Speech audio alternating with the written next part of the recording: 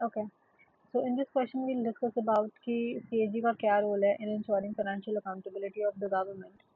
Okay, तो इसमें क्या होगा कि तुम ऐसे लोग इंट्रोड्यूस कर सकते हो इसमें कि वो आर्टिकल 148 में स्टैब्लिश हुआ था, और ये बेसिकली क्या होता है, एक गार्जियन होता है, ठीक है, ऑफ पब्लिक पर्स, ठीक है, ऐसे दो तीन स्टेटमेंट्स की ये एक इंडिपेंडेंट कॉन्स्टिट्यूशनल अथॉरिटी है, ठीक है। अब बात आते हैं इसकी रोल पे कि इसका क्या रोल है ना।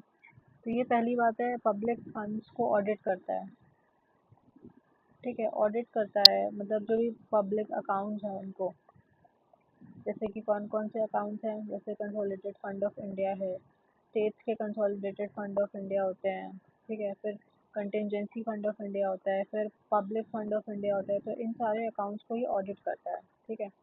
फिर और क्या करता है, ये परफॉर्मेंस ऑडिट भी करता है।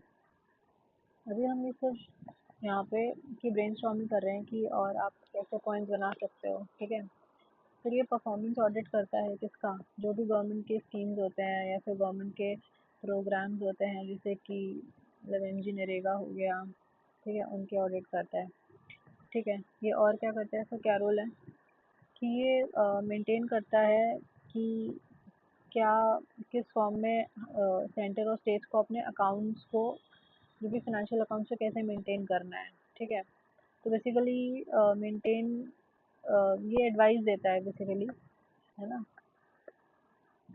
इसको हम ऐसे लिख सकते हैं कि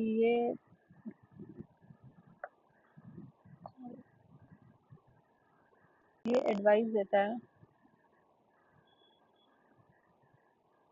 सेंटर को, जो भी है सेंटर और स्टेट्स को, कि कैसे अपने अकाउंट्स को मेंटेन करना है।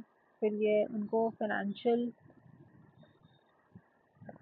या फिर जो भी फाइनेंशियल या फिर जो भी रेवेन्यू एडमिनिस्ट्रेशन है उसमें हेल्प करता है ना। कि ये बेसिकली असेस करता है जो भी रिसीट है और जो भी एक्सपेंडिचर है स्टेट्स का, उनको एनालाइज करता है, फिर कि उसमें कोई डिस्क्रिपेंसी तो नहीं है या फिर मिस रिपोर्टिंग तो नहीं है, कोई लीकेजेस तो नहीं है, ठीक है। फिर ये और क्या करता है कि ये, इसको बोलते हैं कि ये गाइड, फ्रेंड और फिलोसोफर होता है पीएससी का, ठीक है, क्योंकि ये उसको मतलब असिस्ट करता है, और ये बहुत इंपॉर्टेंट रोल है, ठीक है।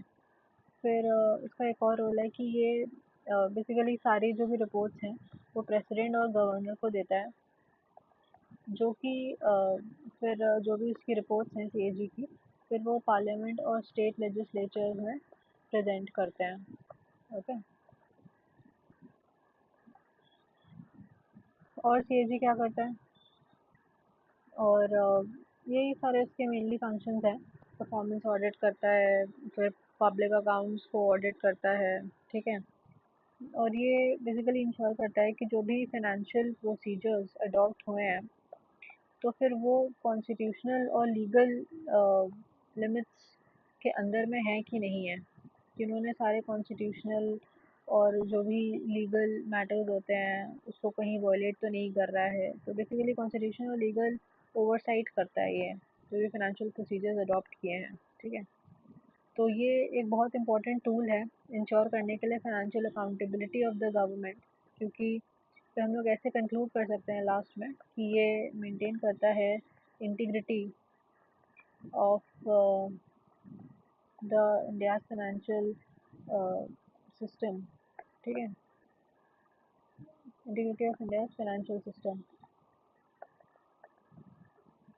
ठीक है। हम इसको इस तरीके से कंक्लूड कर सकते हैं। Thank you. और इसमें आप अपने हिसाब से कुछ और चेंजेस भी कर सकते हैं, कुछ बेटर इंट्रोडक्शन हो या कुछ बेटर कंक्लूजन हो, किसी का कोटेशन हो, जैसे बी आर अम्बेडकर ने बोला था, इसको आप इंट्रो में या फिर कंक्लूजन में कहीं पे भी डाल सकते हैं कि he is the most important officer of the constitution, okay. और मोस्ट इम्पोर्टेंट ऑफिसर है कॉन्स्टिट्यूशन का। और बेसिकली ये इनको ये भी बोलते हैं कि he is also one of the bulwark of democracy, okay. और कुछ इश्यूज भी आप दो या तीन इश्यूज और तो पूछे नहीं गए हैं बट मेंशन करे जा सकते हैं कि ये पोस्टमार्टम एनालिसिस करते हैं ये लोग, ठीक है।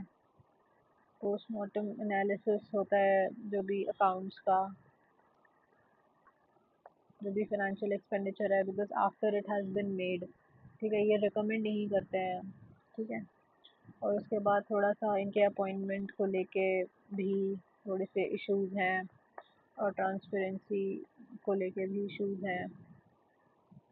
कि उसके बाद ये बेसिकली यहाँ पे इंट्रोडक्शन में भी लिख सकते हैं, ये हेड करते हैं Indian audit and accounts department को, ठीक है।